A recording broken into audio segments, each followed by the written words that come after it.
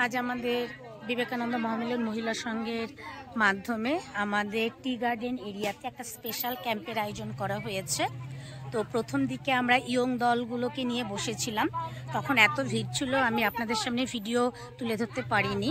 Already আমাদের young 4টা দল আজকে এখানে করা হলো, আর বয়স্ক দল নিয়ে এখন আমরা বসেছি। মোটামুটি 4টা থেকে 5টা বয়স্ক দল অলরেডি করা হচ্ছে। এদিকে আমাদের ব্যাংকের যাবতীয় কাগজপত্র এখানে ফিল আপ করা হচ্ছে। তার সাথে সাথে আমাদের আইটিসিআরপিরাও এসেছেন। আইটিসিআরপিরা একেবারেই লোকোস অ্যাপে এন্ট্রি করে নিচ্ছেন সঙ্গে সঙ্গে, আর আমাদের সঙ্গের স্টাফরাও এসেছেন। খুব সুন্দরভাবে আমাদের এই ক্যাম্পটা করা হচ্ছে। মানে ভিড় এই 10 জন 15 জন করে বসানো হচ্ছে এবং এক ব্যাচ হয়ে গেলে তারা চলে যাচ্ছেন, নেক্সট আবার আসছেন। এখনও অনেকেই আসছেন দল করবে বলে।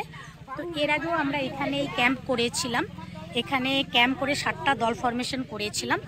আর আজকে আবারও সেকেন্ড টাইম এই আমাদের মাঝিরডাবরি টি গার্ডেন এরিয়াতে আমরা এসএসজি ফরমেশন করছি ক্যাম্পের মাধ্যমে। তো ভালো রেসপন্স, যে এখানে যেমন ইয়ং এসটি যারা ছিল তারা যেমন দল গঠন করার জন্য উৎসাহ হয়ে এসেছে, তেমনি বয়স্করাও এসেছে। খুব ভালো লাগছে, তাদের সাথে অনেকটা আলোচনা করে নিলাম। আমরা আজকে টি গার্ডেনে বসেছি। এখনও দেখো অনেক মহিলারা আসছে দল করবে বলে। অল্প বয়সের 18 বছরের পরে যে মেয়েরা আছে তারাও আসছে দল করার জন্য। আর এটা টোটালটাই চা বাগান এরিয়াতে আজকে আমরা বসেছি।